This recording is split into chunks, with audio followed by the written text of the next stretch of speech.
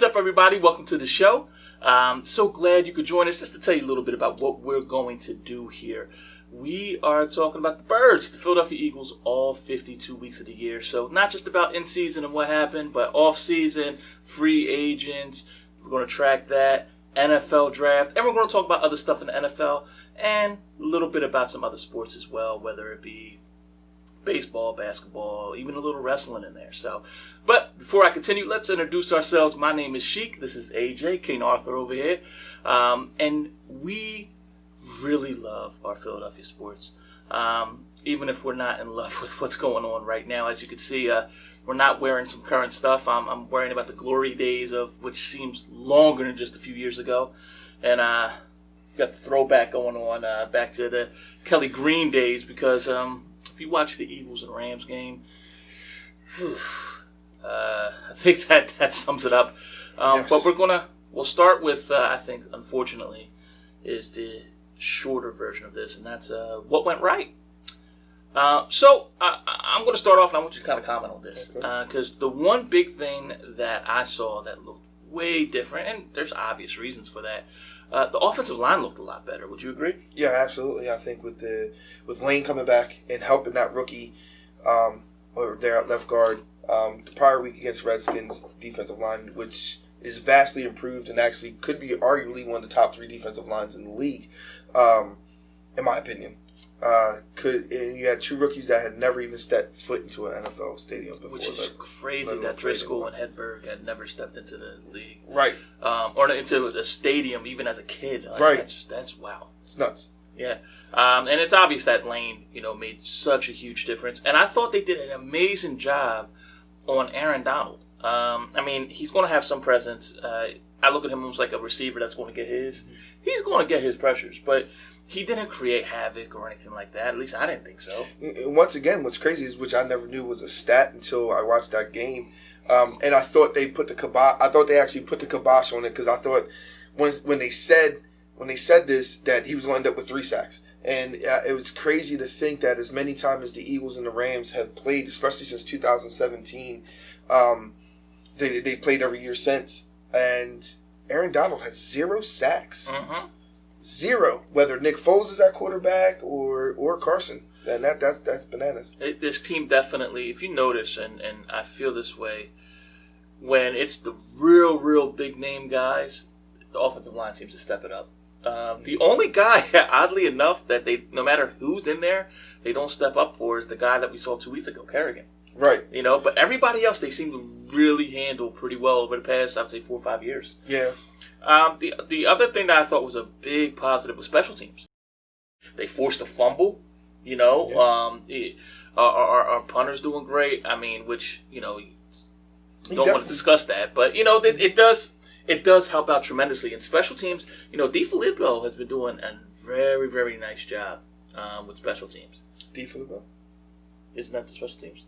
DiFilippo was Carson's quarterback coach. Is he? He was. Phipp. I'm sorry, Phipp. It's all the F guys. Yeah. Dave Phipp, DiFilippo. Yeah, we wish we had DiFilippo back. Dave Phipp put his foot in Carson's ass. Yeah, you mean more than that. and the other thing is that I want to point out Miles Sanders. And the reason being, it wasn't a positive that he fumbled on his first couple carries, but he ended up with 95 yards rushing. He did not put the ball on the turf again. He wasn't dropping passes. He didn't, for a young player in his second year, to fumble like that when there's already a bunch of pressure, and to really bounce back and play a real solid game, I thought was positive. And not only having 90-something yards rushing, he also, I think he had 130-something all-purpose yards receiving, too. So you add another 40-plus yards in receiving, it's really good, especially so early in the game. Right. You know what I mean? And to me, that's how you make it up. Like, mm-hmm. This Donovan McNabb, my bad, and then you go out and you continue to do this. You read his lips. He said my fault to the guys, and then came back out and then played very well. Absolutely. Now, where there's a lot of meat on the bone, unfortunately, what went wrong? And I'll let you go through this. I don't even know where to begin. I was talking to somebody before, and they had asked me, where do I, kind of same question you did. And we'll get to the Carson stuff. That's the most obvious. Okay? We'll get to Dougie P's lack of play design and creativity. That's another thing. But Jesus Christ. Jesus wasn't on that field. Ginger Jesus was on the field, and he wasn't that good. That linebacking core can't cover to save my life. Like, and the defensive line was literally getting pushed around. Literally getting pushed around. We're paying Fletcher Cox all this money, and everybody's like, oh, Fletcher Cox, da-da-da, it's this. He's always getting double teamed. There are plays, and I pointed and I said, there's our $90 million defensive tackle. No. And he was one-on-one with the guard, and he's getting pushed from one hash to the other, and his hands are all up in the air like this. The Rams' offensive line's not that good. They're a bottom-tier offensive line. Right. And for you to get pushed around one-on-one by those guards, no. They're average at best. Dude, it doesn't look like you're showing up for work. Everybody talks about Carson's regress. His regress is just... We always hear, crazy. There's an injury with this, an injury with that. From what I understand, you're healthy. You're healthy, bro. What's going on? Right. They just got pushed around. And to go back to what you said before, good God, Nate Gary. Like, it just seemed like they targeted him. So... Oh, real quick, to add insults. Okay, so Nate Gary was a 5th-round pick in 2017, right? The famous 2017 draft, but Derek Barnett's the only one here. Yeah, right. And yet, I'm watching a 2018 undrafted, or he may have been 19, undrafted linebacker by the name of L.J. Fort wrecking havoc in Baltimore. Now, I happen to work in Ravens country. Some people say, oh, it's our system. I watched that young man in our last preseason, in 2019 season, and he stood out. He was in coverage. He was making interceptions. He was sideline to sideline. And for some reason, Jim Schwartz tells Hal, yeah, we don't need him. Well, Nate Gary, whatever, was a draft pick. And L.J. Fort wasn't. All I know is L.J. Fort has as many touchdowns as Miles Sanders right now. And I'm going to go to another game. If you watch the Monday night game, Raiders-Saints, the Raiders have a very, very talented tight end. Yes. He was abusing Malcolm Jenkins one-on-one. Whenever Malcolm Jenkins was on him, they were going to him. Right. Now, the difference is Malcolm Jenkins has lost a few steps. He's in his 9th year, I believe, 9th or 10th year. Nate Jerry's in his 3rd year. And speed is supposed to be your number one thing. You're not supposed to get outrun like that. No. And here's the funny part about, maybe should I say not so funny part about that?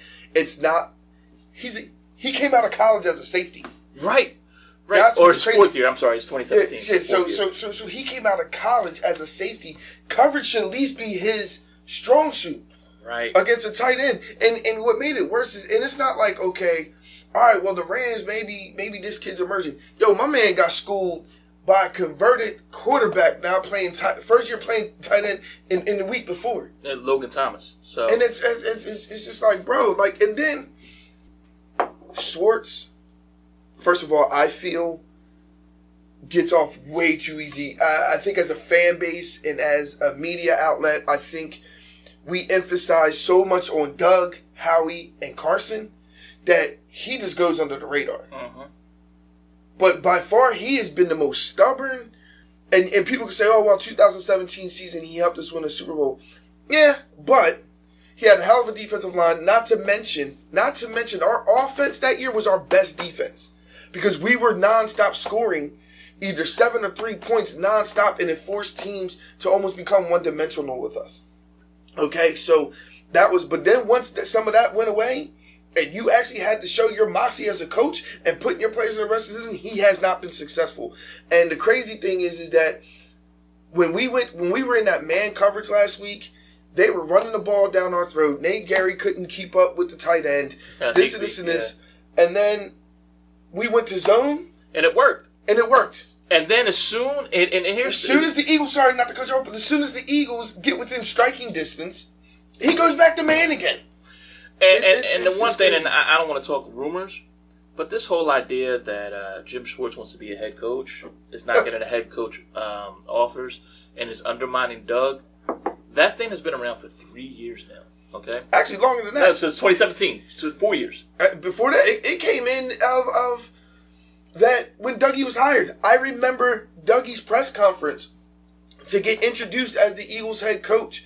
The thing is when they had it, they were talking on sports radio saying that they went out and hired Schwartz prior. That was the only, if you remember, that was the only member of the whole coaching staff that Doug Peterson did not have a say in. Was Jim Schwartz. That was a Howie Jeffrey thing. And everybody was saying back in 2016 that, hey, if they fall flat on their face with Dougie, at least they have somebody there. Well, all I know is this, and I want to keep with this theme too. Coaching, with the exception of Phipp, has been awful. And we have 17 coaches. And I'll say one other person. Deuce Stanley. These running backs always come ready. They seem to pick up been good. blitz pickups. I don't, you make somebody like even Clement looked somewhat decent coming back last week. Press Taylor, Marty Morningwig. What's going on, guys? What's going on? Marty Morningwig, no matter where he goes, look what he did. Look how the Ravens spiked up once he was out of the damn building. Well, how does he keep getting jobs in the NFL is amazing to me. Well, then we got to look at the guy that you said you were going to get to, and that's the head coach. I know I said Jim Schwartz is stubborn and hard-headed, but so is Doug Peterson. I heard him, I believe it was the Monday morning after the Redskins game, okay? They were talking about how vanilla the offense is, and he said it's the same offense that won us a Super Bowl. We're 4 seasons removed from that now. Right. Okay? Our play design and our scheme offensively is trash. When was the last time you actually seen an Eagles tight end or receiver be completely wide open in the middle of the field? They're always contested. Because they're not schematically getting people open. And then if they are, these players are doing a terrible job of getting open. Because I sit there and I watch the Ravens. I sat there and I watched the Redskins. I watch all these other teams. And at least a half a dozen times, if not more, you will see a tight end or a wide receiver just be wide open. There's been thoughts that Carson is audibling more and more and more. And that might be the problem. That might not be. My thing is this. As a head coach, at some point, if you think that you have the right play called and it keeps on happening, you need to adjust. You need to tell Carson, listen, man, I want you to run this play. Trust me on this. You need to have that communication. You have 2 great tight ends. And yes, they're doing the plays over the middle, but I don't see a tight end screen. It looks like, you know what it honestly looks like? It looks like that the game plan's not there. And you've brought this up all the time, and anyone who watches football will know this. You run plays to set up other plays. Mm-hmm. There doesn't seem to be a setup at all. It seems like that there's a chart, and it's, I don't want to say like you're picking a play out of the hat, but there's definitely, if it doesn't work one time, then we just don't do it anymore. And if you're running a play to set up something else, a draw play to set up play action and over the top, and the draw play gets stopped, that's actually a good thing because it means they're keying in on the draw play. So maybe you run the draw play one more time and it does get stopped, but that should tell you that over the top should be open at some point. It's a setup game. It's a chess game.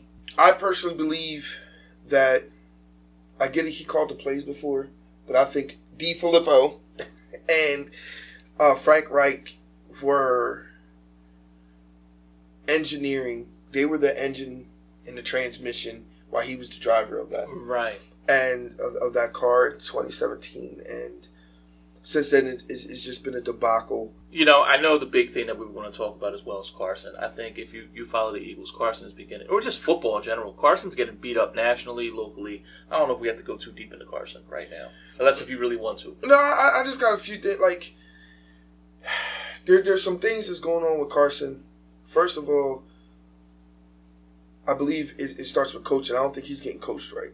And people can sit there and say, oh, blah, blah, blah, blah. They're professionals that still need coaching. Right. He's not being coached right at all. And I think Carson is one of those guys that needs to be challenged.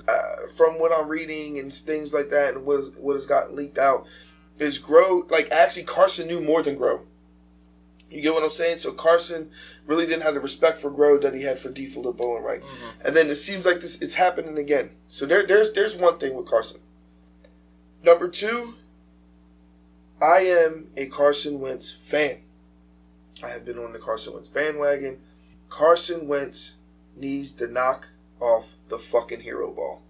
Yeah, agreed. One thing goes wrong, and my man feels he needs to... You got to trust your teammates, man. And I think that's part of it, too, for whatever reason. And I'm not going to put this all on Carson.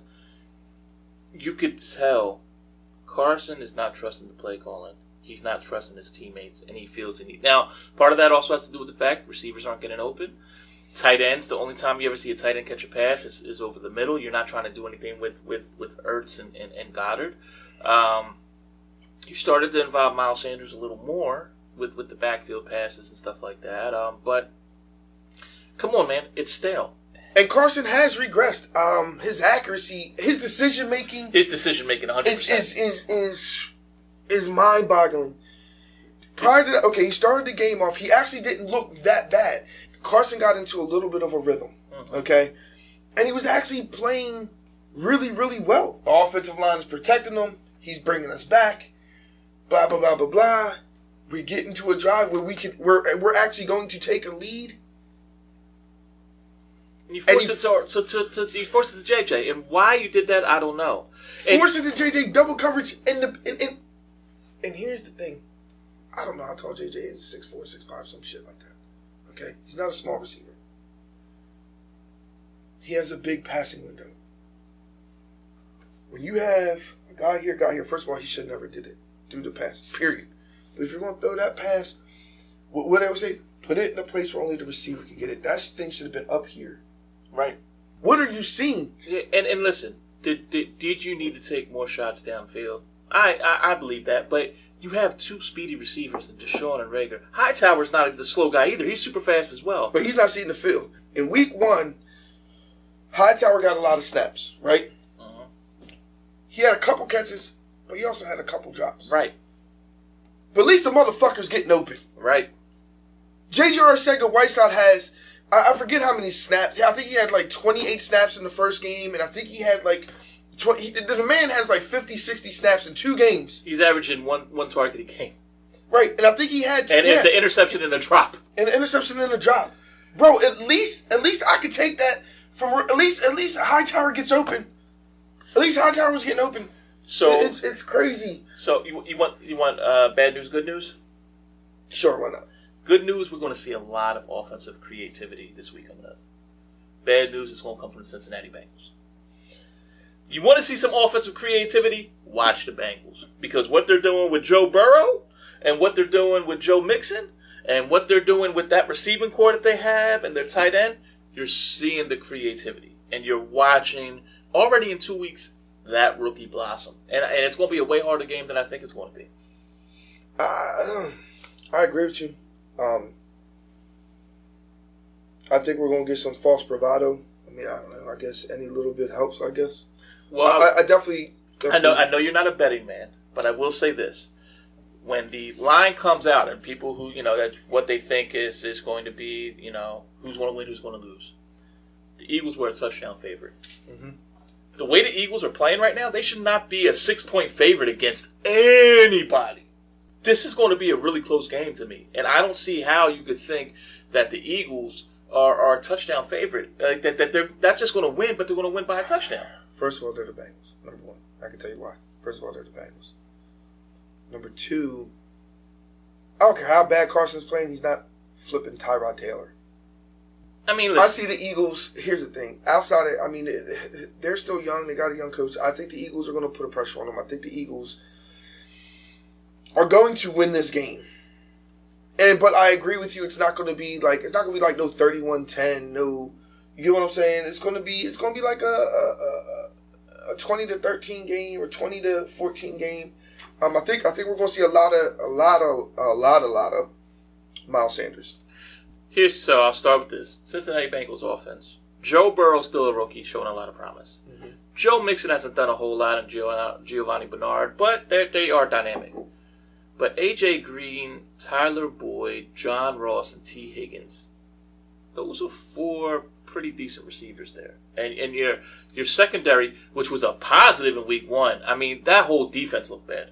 It just did. Darius Slay still looked good. I don't care when he was. Yeah. I mean, he's the only one that looked like I came to play. Right. But and I hate to say it, the tight end Drew Sample is so. He's going to look like a Pro Bowler this week because I think every tight end's going to. The Eagles have proven they can score quick if they need to. They can put up a big lead if they need to. They can come from behind if they need to. Almost. I mean, you put up 16 unanswered against the Rams, which should have been 17. Right. You put up 17. So you can score in bunches when you need to, even with a stale offense. Right.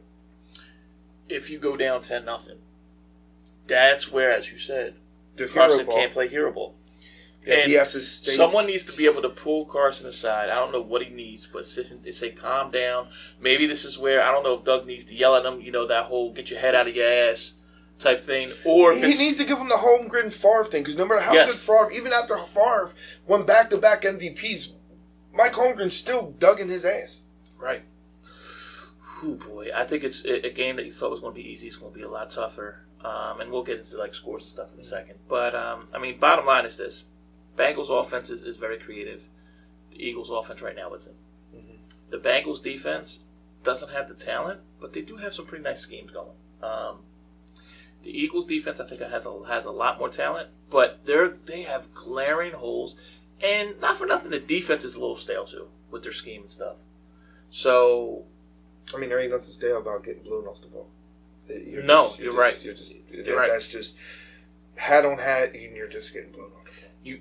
The defense needs to earn their paycheck. So, I want to get into something real quick because I find it very, very funny that my phone does not turn on, but that listen, I like to gamble. He doesn't. I play fantasy football. He doesn't, and it's understandably so. I get it. But I'm going to try to show you that using common sense and football smarts, you can actually help people who contribute to those things. So this is a little segment I like to call, is it real life or is it fantasy? Okay. I'm going to ask you about a couple players around the league. I know you've been watching some football, but we'll keep it with the Eagles. Okay. Miles Sanders didn't play week 1. As we saw, he had 20 carries, 95 yards, which is incredible. That's, the quick math, over 4 yards a carry. You got the Bengals coming up, the Niners coming up, and then the Steelers. Mm-hmm.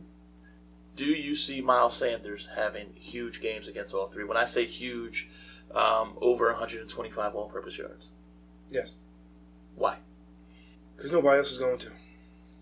Sounds like it's almost like, to use a basketball term, on a bad team, someone has to score points. Right. I don't think there's a linebacker that can keep up with Miles Sanders in the passing game. Okay. I think Miles Sanders is a special player.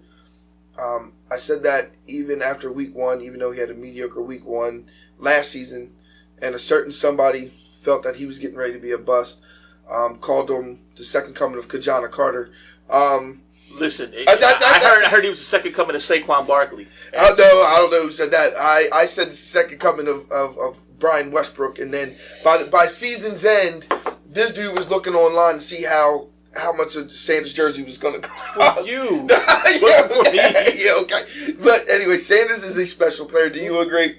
Yeah, he's special. Yes, he is. Why do I look like weirdo? You see me? I need to buy a Kevin Turner jersey, not a Miles Sanders. So he's the little bit of spark that we have, and I think he will have a big game.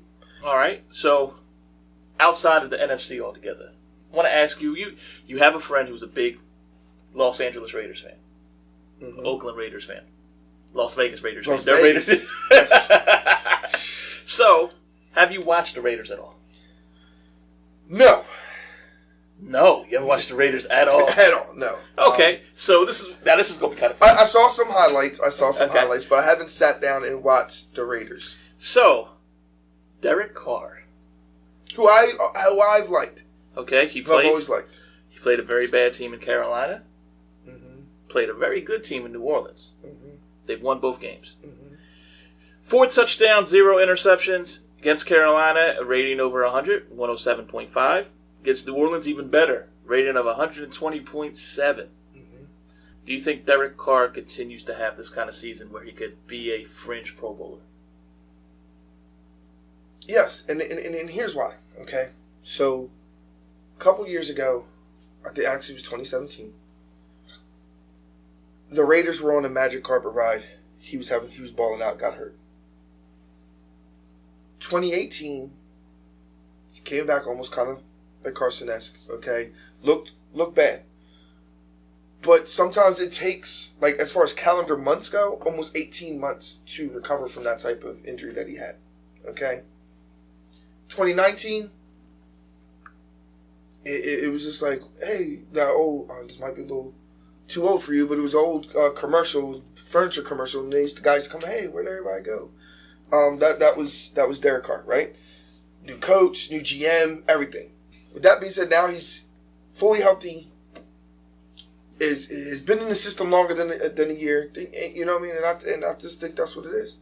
And they got some speed. They got some good speed around them too. Yeah, with Ruggs and hate to say it, alligator arms Aguilar. Aguilar's still fast. Well, and I can tell you, I haven't really watched Aguilar. I didn't even make the field last night. Okay. But they have a bunch. They got Hunter Renfrow, who's actually turned out to be pretty decent for a 7th round pick. Right.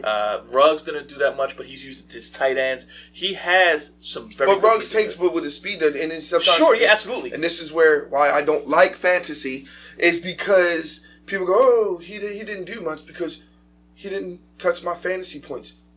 But it's the intangibles. He commands a safety, and he commands 2 people. So what he's saying is that if you want points, go with the other wide receivers on the team. Let me ask you about the tight end. Staying in the NFC East. Evan Ingram, New York Giants, tight end. Okay? Now, his first game was against Pittsburgh, really bad, 2 catches, 9 yards. Okay? Against Chicago, looked a little bit more like Evan Ingram. 6 catches, 65 yards. Now, they lost Saquon Barkley for the year. Do you think Evan Ingram is going to emerge as a top 10 tight end in this season? In the NFC or in the NFL? In the NFL. Top 10? Top 10. No. They're not really a tight end base team. And now without going too deep into it, when you have a back like Saquon, you have to have 5 to 6 people minimal at the line of scrimmage. With no Saquon, you can go with a base 4-man front. Okay. So now you're coming out before, and you're dropping 7. Okay. That's pretty much. So basically, you have more people in coverage, and because of that, and if I'm going to just elaborate a little bit, you have some talent on the receivers end. So receivers can beat one-on-one. Basically, what you're saying is that the tight end is not in that where you don't have the run game, everything else is going to suffer. And on top of that, if you're going to be teeing off because you're going to be passing more, the tight end probably have to stay in more to block. Yes. Okay. Well, he's going to be the Giants' offensive line isn't that great anyway, so he's going to have to stay and help out a lot more. But also, the receivers. Okay, so a lot of times with the tight ends, the receivers take the guys deep, where they drive them off, come back, now allow the inside post, in routes, things like that. But that's you can do that when you have a running back like Saquon or whoever, even somewhat of a decent run game, even if it's running back up by committee. But when you don't have that, like I said, you can focus on that, and then with your offensive line already kind of in disarray, you're going to have to need that help from him to exactly what you just said. So give me a second. I'm trying to trade Ingram now for my team. So okay, so there you go. So do a little whip around. We're going into now pick the scores for every game coming up in week 3. We'll save the Eagles one for last. I'm also going to ask you, because I know you don't gamble, but you're going to give gambling tips and not even know it. Okay. So that's the way we're going to do it. So we're going to start the Thursday night game, Battle of Florida. The Miami Dolphins against the Jacksonville Jaguars, the game nobody wants to see. As of right now, the Dolphins are still starting Fitzmagic, so it's not Tua time yet. And the Jags have They won their first game, and then they almost won their second game against Tennessee. They've played their teams tough. Right. It's in Jacksonville. Your thoughts? First, I want to say I don't care where it is. Unless they're going to have at least some. Are they going to have some fans there? Yes, Jacksonville will have some fans there. Okay, but I mean that's not saying much. Jacksonville always has some fans there. So the roster of AEW. Okay, so. and Miami almost came back and beat the Bills. Division. Yeah. Okay. As of right now, I like the kid Garner Minshew. I'm going to go with Jacksonville on this. I think Jacksonville kind of has that. They're like that no-name team. It seemed like they had a fire sale. They let a bunch of people go, and then you just kind of got a bunch of young guys that bought in. So, 27-17 Jacksonville. I think it's going to be slightly closer. I agree, Jacksonville. I mentioned this last week. I mentioned that wide receiver Shenault is emerging. DJ Chalk doing his thing. I was a fan of D.D. Westbrook, and he just can't make the field, so something's going on there. But, hey, it is what it is. I think it's 28-20, Jacksonville. I think that Minshew's going to do his things. Miami also has a bit of a young team that's trying to do some stuff, but it's just quarterback. I do think, though, the reason why it's going to be 28-20 and not a bigger margin, I think this is when Tua comes in. I think Tua's going to come in sometime in the end of the third quarter, and it's going to be Tua time in Miami, and that should be a lot of fun. The San Francisco 29ers, because they're missing half their team, against the New York Giants. Second week that they're playing at MetLife. The Niners mentioned part of their injuries they think is because MetLife's field was so awful. The NFL's actually doing an investigation on that, so at MetLife Stadium. Is Jimmy G out? I think Jimmy G is going to play. Yeah. Okay. Niners still have barely enough. It's going to be a close game. It's going to be 17-14. I'm not going to get too much into that. There's just too many backups, too many people. That's funny. Too much going on. So I actually think that it is going to be Niners 20-14. I think the one big thing is that nobody on their offensive line got hurt, and that although missing those defensive linemen are going to hurt them, the Giants' offense was really predicated on Saquon, and they have a new coach in there. They have to reshuffle everything, and because of the fact the Niners start the offensive line and that Kyle Shanahan's scheme is almost like his daddy's scheme where it doesn't matter who's the running back, they're going to get some yardage. Right. I think the 49ers are going to run away with it, no pun intended. Right. But the score will be kind of close. It'll be 20-14. Right. Washington football team against the Cleveland Browns in Cleveland. Washington football team. You think they're going to win? Yeah. Washington football team. Why? In Cleveland? You act like it's going to be a sold-out stadium. It doesn't matter where these people play. You get 10,000 fans. I mean... Washington's a 7-point underdog, and you think they're going to win out? Yep. Straight up. Wow. 21-17. He also thought Cleveland was going to be Cincinnati last week, too. Or Cincinnati was going to be Cleveland last week, too. I like the kid Burrow. No, there's nothing wrong with that. I'm not a big fan of Haskins. I think Cleveland wins this game. Now, I do think, here's the one thing I will give Washington. There's no quit. Washington went down 17 against the Eagles. They ended up winning 27 unanswered. Washington went down 17 against Arizona, and they tried to make it a game. They lost by 15, but there was no quit. This team will not quit, and I will have you steal a couple wins. Don't think it happens this week, though. I think Cleveland wins 28-17. But, wow, that's... I'm sorry. Let me rephrase that. Still think the Washington football team is going to win. Because there's no quit and they keep coming, it's going to cause Cleveland to implode with all those personalities that they have. And I'll say 24-20. 24-20. Cleveland. Okay. Not Cleveland, sorry. Washington football team. Rams at Bills. Rams. Any particular reason? Just no confidence in the Bills, big confidence in the Rams. McVay is in a zone offensively right now, as far as his play calling. Okay? And he is in a zone, like, it just seems like he has just about an answer for any defense out there right now, and he's making it easy for Goff. Bottom line is just, the coaching in this one is going to be the difference, and it's going to be 28-20. Rams. So, as far as young quarterbacks are concerned, and not as far as best, okay, just my personal favorite. I mean, Patrick Mahomes. Of course, everybody likes Patrick Mahomes. Lamar Jackson. Everyone likes Lamar Jackson. Josh Allen is actually my favorite young quarterback. Not most talented, but just my favorite. The guy that I root for the most outside of Philly. And the Buffalo Bills have a really young running back in Singletary. Rams win 31-20. The Rams, I think the Rams heard everybody say that they were going to finish fourth in that division and said, oh, really? And I just don't think that anyone's going to catch up to the Rams the first half of the season. Yo, like we was trying to say earlier, F everything. You want to see creativity. You want to see people come open. You want to see, like, legit, like, yo, they run like 3 formations. But right. Yet have like 150 plays.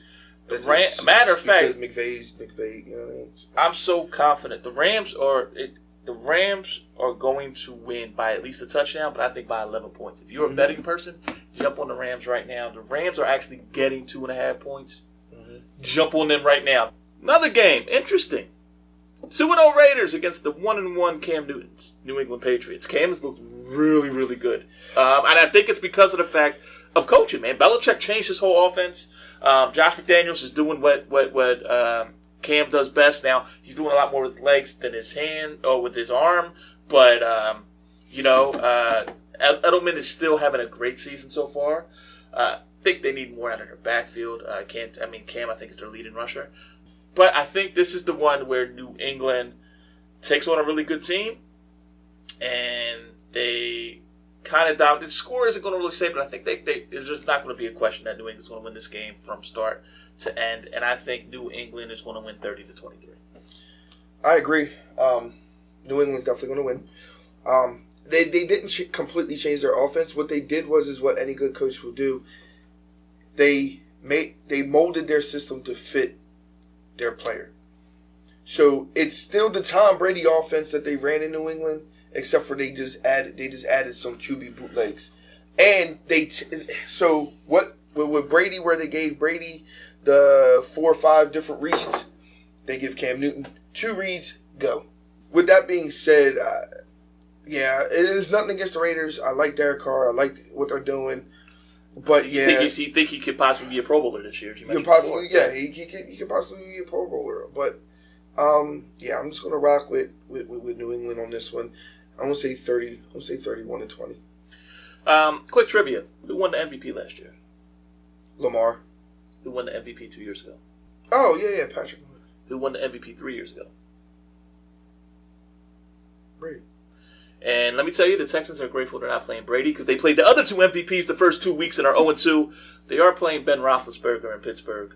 Who's that, the Texans? The Houston Texans. So, now Deshaun Watson, they are 0-2, but they played the last 2 MVPs. They would have Tampa Bay on their schedule. I mean, it's the first time anyone has played 2 MVPs back-to-back.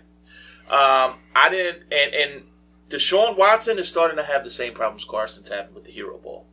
Your thoughts? Pittsburgh's going to be a lot better than some people think. Pittsburgh's going to be a playoff team, and Houston's not a bad team, but Pittsburgh has got to rock with the Steelers and 31-13. Wow.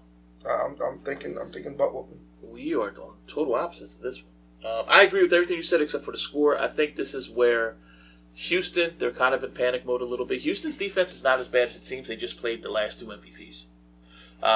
Pittsburgh looks really good. I think this is the game they kind of come down to earth just a little bit, probably play below their level. And I think Houston actually pulls this out, but I think it's going to be 20-17. I think that Deshaun Watson and I think those receivers, I think they're really going to be able to pull this off against Pittsburgh. And here's my hot take. Benny Snell will actually have more yards for Pittsburgh. Y'all want a fantasy tip? Start the Pittsburgh defense. Ooh, no. Deshaun Watson, huh? No confidence in him. just like you like Jared Allen, Mr. Nobody's around me, let me throw an option anyway in the middle of a playoff game. At least he won the playoff game. Deshaun Watson is probably like I said, outside of the Eagles, the one I like the best is up and coming. And second tier quarterbacks outside. You're going to start the Steelers against them. Yes, 100%. Hero ball, baby. He's going to feel that he's going to have to do too much, and that's when mistakes happen. Unfortunately. Well, quarterback that's not trying to play hero ball is over there at Tennessee. They're playing the Minnesota Vikings, who look like they need a hero. Kirk Cousins has not looked good at all. But he's looked god awful. Oh, you thought Carson looked bad? Whew. I think Minnesota is going to have an awful year. I think they're going to be 5-11, and I think Derrick Henry, this is going to be his breakout game, and I think Tennessee wins 23-10. Yeah, I agree with you. Everything you just said, I agree with you. I'm just going to go 24-3, Tennessee. Wow. Chicago, the Bears, Atlanta Falcons. They're playing in Atlanta. My thing would be this. I think the Bears' offense is a lot better than people are giving it credit for. And as far as betting wise, the over is 48 points. Take the over. Take the over on this one. Because Atlanta might get it just on their own. I know the Bears' defense is good. They're not the great Bears defense that we saw before. Khalil Mack he doesn't look as bad as Fletcher Cox. You said the over on 48? Yes. Atlanta has scored 39 points last game, and they lost. Now Atlanta is 0-2. They are, and Chicago's putting up points as well. But to me, I think Atlanta wins. I think Atlanta beats the Bears, and I think the score is going to be 34-30. I personally, we are complete opposite on this one as well. It's Atlanta. I don't think they're going to be over what happened against the Cowboys coming in this week. Really? I don't think they are. I think they're going to bounce back. I think they're. Yeah, I think they're. Yeah, they're just. And I know they're known to give up leads. They're known to. And for what it's worth, Trubisky is actually playing really well. Probably because he's like, I saw what you did to Carson, homie. I ain't gonna do that to me. I'm going with Chicago, man. I'm going with the Bears. They play really good small ball, which sometimes frustrate teams like Atlanta that likes to throw up points and score. You know what I mean? And I think Chicago's a very patient offense. So and that's why I think the over. You think it's going to be a low scoring game? Bears. You know what? And I think. Well, under 48 points doesn't mean low scoring. It could be 24-20 and it's under 48. Yeah, that's true. I'm going to go 30s. I'm going to go over 48, but I'm going to go 30-27 Bears. The over, don't do the over, but I predicted the over. Yes, I predicted the over. You're more of a gambler than you realize. That's what gamblers do. I talked myself into it. Shit. All right. Our good buddy Frank Wright is probably going up against the worst team in the league. The Colts play the Jets. I thought he was going to say we play the Eagles. I didn't know. I ain't going to lie, bro. Sam Darnold needs to find that chick that gave him mono and sue her. Because he had all the future in the world. This dude called mono and just looks terrible, bro. Look, who does he throw it to? Can you name three people on that offense besides Sam Darnold? Can you name one? Le'Veon Bell is not playing, so can you name one? I can't name three people on that team, let alone... Robbie Anderson. Oh no. No, he gone. Jamal Adams. Oh no. Is Nick Folk still there? Right? He's been retired for like 4 years. Right. And was a Cowboy, I think, when he retired too. Man, who are they playing again? The Colts. The Colts are going to win in 24-3. Yeah, that's all I'm going to say on that game. I think it's 31-10 for the Colts, but yeah, it's now, I will say this, just another gambling note. We're giving the Jets 10.5 points. Even though we're both predicting huge blowout wins, goofy stuff can happen. I never like laying more than 10 points in an NFL game, but that's just my thought. Panthers, Chargers in LA. Even when there was fans, there was always more of the other team's fans in that stadium anyway. Chargers, Panthers. Really? You have to think about this? Chargers, Panthers. I'm going to go Chargers. What's your score? 21-17. Justin Herbert will probably start even if Tyrod Taylor's healthy. He looked great. Panthers don't have Christian McCaffrey. So I think it's Chargers 24. Yeah, that's why I was hesitating. I was like, wait a minute, I had to stop it. Yeah, I forgot that he got hurt last week. Teddy Bridgewater just looks like a bridge quarterback at this point. And Robbie Anderson looked great. Robbie Anderson has been looking really good. But no, I think... Bro, don't even talk about Robbie Anderson with me. Don't even talk about... From TU, Temple University, who I wanted Robbie Anderson here too. Detroit Lions, Arizona Cardinals. Cardinals, that's not even going to be close. 31-10. Wow, I think the Cardinals are going to win. Cardinals look great. Kyler Murray's winning the MVP this year. Just tell you. Just plain and simple. Wow. Kyler Murray's winning the MVP this year. Wow. Cardinals win 35-21. Wow, that is big. Yeah. The Tampa Bay Tom Brady's against the Denver no quarterback Broncos. Tampa's going to win. And it's going to be in a romp. It's 35-3. I think it's going to be closer just because it's in Denver, and I think Denver is going to be able to get a little bit momentum with some running game. But when I say closer, you predicted them to win by, 32 points? Yeah, I think it's going to be 24-10. So not close, but closer. Mm-hmm. Now we start to get into some interesting games, if you ask me. Okay. Dallas Cowgirls, Seattle Seahawks. Seattle, and I'm not saying this as a person with the Cowboys listening, yo. If Atlanta, when everything goes on, if a dude just lays on a ball, not even bouncing, just spinning like this, just lays on top of it, the Cowboys are 0-2. And the Rams, they're good. You know what I mean? We lost them too. Russell Wilson gonna win this MVP. Russell, yo, and in this game, Dallas has weapons. But it just seems like no matter who the coach is, no matter who they got, man, it's crazy, bro. Like, I wish we had the weapons that they have in Philly, but whatever. I don't know. Something's going to happen where you're going to be like, how are they losing? I want to say 28-24 Seattle. Just like how you think Atlanta with their momentum, I think that game's going to give Dallas momentum for this week.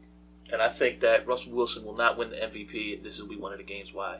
Dak Prescott is going to outplay Russell Wilson in Seattle. You got it here first. Yes, there was some Baileys in there, but not that much. Shit. Dak Prescott is going to outplay Russell Wilson, and Zeke is going to have a really big game, and Dallas is going to win 27-24. Now, it's blasphemy. Even going further with that, whoever Dallas plays the following week, they're not going to look good, but the carryover from that miraculous win is going to carry them into Seattle. They're going to have... And they're going to get punched in the fucking mouth. We'll see. I hope so. I hope you're right. Green Bay at New Orleans. I think New Orleans had a letdown last week against the Raiders. But I think that injury to Michael Thomas is huge. It's huge. It's bigger than... I think they realize even with all the other weapons they have. Yeah, I think Green Bay wins this one, but I think 24-21. I think the Saints are... I'm sorry. Let me rephrase that. I'm sorry. Let me recheck this. 31-28. 31-28. I think the Saints are pretty much money at home. And I don't know why there's no fans. It doesn't make sense to me. Mm-hmm. Saints seem to be unstoppable at home for the most part and just are average away. Mm-hmm. Saints are at home, so I'm going with the Saints. I think the Saints win, 27-21. Okay. The Monday night game, I have to agree with you. I think the Ravens are, as far as the Ravens being really good, I think they're going to have probably about 3 losses. And I think the first one comes tonight against Kansas City, or that Monday night. Kansas City at Baltimore, Monday night. I'm going to agree with you because a lot of football is psychological, and it seems like kind of like us with the Rams. And the Rams finally broke that streak, that streak of bad luck against us. The Chiefs are going to win. The key thing to stop Lamar Jackson is this. You have to have selfish inside people, as far as defensive linemen, that just kind of almost stay home. They cause a mush rush, almost stay home. It's what people used to do against Vic. Yeah. And you have to have the linebackers, and they have two on each side that can run lateral with him. And they're good tacklers. So, and I think that's what kind of, it doesn't neutralize Lamar. You can slow him down. You can't stop him. Right. So it's going to slow Lamar down just enough. There's a pride thing. Lamar, you know what I'm saying, wants to outdo Mahomes and stuff. And I think Mahomes is just, Mahomes is Mahomes. And it's going to force Lamar to get out of being Lamar. But I think it's going to be a fun game. It's going to be one of those games to where if you really don't watch football, even though both defenses are pretty decent, it's going to be like, wow, these defense coordinators should be fired. Just because it's going to be 41-38 Kansas City. So, with all due respect to the previous Monday night games, you had Tennessee, Denver, Pittsburgh, Giants, Raiders, Saints. Monday night football season starts this Monday. This is going to be a game that, as you said, even if you don't really like football much, you got to watch. I'm surprised they didn't make it a Sunday night game. Seriously, honestly. You got to give Monday Night Football something. But I think the Chiefs win on a last-second field goal. Again, Bucker made back-to-back 50-plus field goals to finally win that game. Two of them were 57-yarders.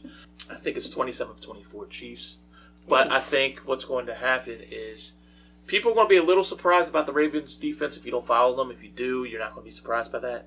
People are going to be surprised about the Chiefs' defensive playmakers. And I think the one key guy you're going to look at Kansas City that's going to make a big play, either force a fumble on Ingram or pick off Lamar, maybe make Lamar fumble, the Honey Badger. Tyrann Mathieu, I think, is going to come up big in this game. And it's going to be one of those games where the Chiefs win, but you're going to be looking like, how the hell did the Ravens lose? It's going to be one of those games. It could go either way. Yeah. And like I said, it's Ravens. And you're going to, watching this game and watching all the other teams, you're going to be like, yeah, it's them two and everybody else. Like, you got to, when you talk about teams making the playoffs and all this other stuff, you got to separate them two from everybody else. You get what I'm saying? So it's... Right. And I honestly think it's a preview of the AFC Championship. I know a lot of people are saying that too. I know the Ravens haven't won a playoff game and what have you. I think this is a preview right here. And not to mention, I think it's a preview of exactly how it's going to be. I think the Ravens are going to be the 1 seed. I think it's going to be KC going into Baltimore. I'm not ready to say, because there's a lot that can happen. I'm not ready to say who's going to win. But if things stay the way they are, KC going to Baltimore for the AFC Championship, I think is what's going to happen. Baltimore has to win a playoff game. And Lamar has to show me he can handle the big lights because, like I said, he regressed in both playoff games. I mean, granted, it's only week 3. Right. I personally think that if things go in the way they are, and I know this is the way too early predictions, Baltimore beats Pittsburgh to make it to the AFC Championship game. That's just my thought. And now we get to the game of the week only for us. The Cincinnati Bengals. 0-2 against 0-2. Philadelphia Eagles, who are not looking good. Your thoughts? Okay, the Bengals versus the Beagles. No, we broke down everything, said all these bad things, whatever. But like I said, there are some good things. I don't think Cincinnati has... they do have a decent defensive line. But Matt Pryor coming in actually looked pretty decent at left guard. So, it like I said, it looked like, like I said, it looked like Tony Saragusa and Haloti Ngata playing guard for the Eagles last week. Which I think is going to actually help this run game. If Dougie, with everything going on, you see Wentz Apple Podcasts, playing Google Podcasts, hero ball. Stop a second. You can make money from your podcast too, with no minimum. One of his porn ads popped up. Sorry, people. That would be the most boring porn ever. That's what they're talking about. What sport do you watch when they start talking about Apple? That's a whole other show. It was a pig roast one time. Anyway, some sheep. But anyway. Were there any Bengals or Eagles? Let's get back to this. Okay. Alright, so I was a different person back then. So with that being said, I think that they're going to take the ball out of Carson's hand a little bit more. The football. The pigskin out of the hands of Carson.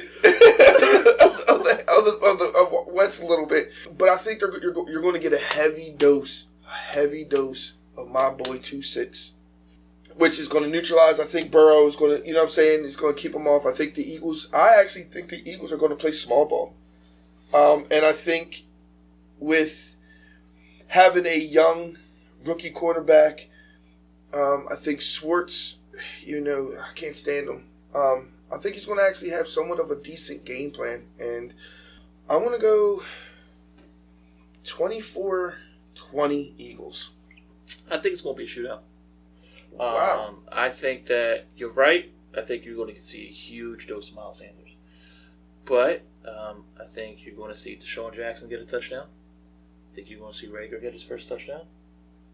And I think that you're going to see Carson start clicking on all cylinders. Now, part of that is not going to be gunslinging Carson. It's going to be some dink and doink.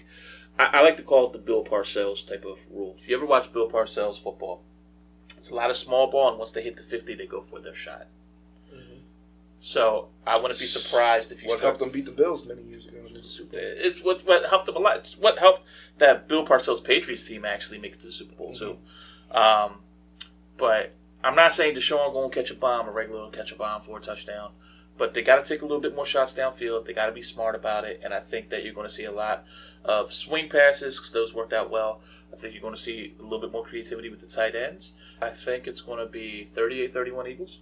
I think that, though, it's going to be one of those Cincinnati scores a late touchdown and borderline garbage time, so to speak.